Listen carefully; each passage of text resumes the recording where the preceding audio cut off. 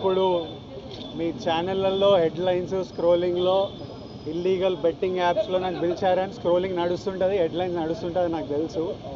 కానీ ఫస్ట్ దాన్ని gaming apps clarification గురించి విజయ్ దేవరకొండని పిలిచారు అని ఫస్ట్ ఆ హెడ్లైన్ మీరు నా గురించి మార్చాలి. ఎందుకంటే బెట్టింగ్ యాప్స్ ఇన్వెస్టిగేషన్ తప్పకుండా నడుస్తుంది. కానీ మనని పిలిచింది వాళ్ళకు కూడా తెలియదు మన పేరు ఎందుకు వచ్చిందో. బట్ మన పేరు వచ్చినందుకు వాళ్ళు వెరిఫికేషన్ చేసుకొని వాళ్ళ డెలిజెన్స్ తీసుకోవాలి.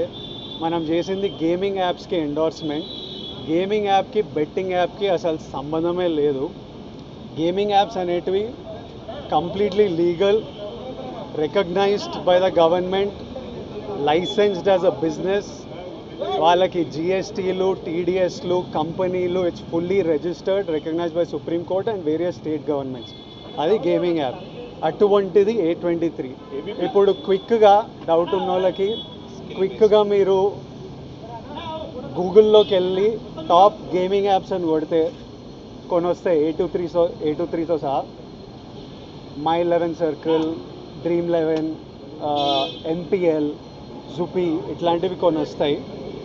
ఇవన్నీ రిజిస్టర్డ్ గేమింగ్ యాప్స్. ఇవన్నీ మన ఇండియన్ క్రికెట్ టీమ్కి స్పాన్సర్, మన ఇండియన్ ఒలింపిక్స్ టీమ్కి స్పాన్సర్, మన ఇండియా ఉమెన్స్ క్రికెట్ టీమ్కి స్పాన్సర్, ఐపీఎల్కి, ఎన్పిఎల్ ఒకదానికి అఫీషియల్ స్పాన్సర్, వేరియస్ కబడ్డీ లీగ్కి, వాలీబాల్ లీగ్కి అన్నిటికీ వీళ్ళు స్పాన్సర్ చేస్తారు. ఎందుకంటే these are completely legal entities.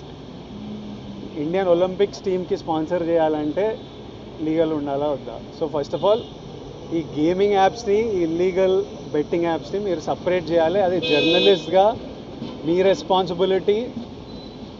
నా మీద మీకు ఆ రెస్పాన్సిబిలిటీ ఉండాలని కోరుకున్నా. కానీ మన పేరు వచ్చింది కాబట్టి కొన్ని క్లారిఫికేషన్స్ అడిగారు. ఆ clarification account details, transaction details ఏంటి, ఆ కంపెనీ అవన్నీ పంపించేసినాము. ఇంతటితో సమాప్తం. Thank you.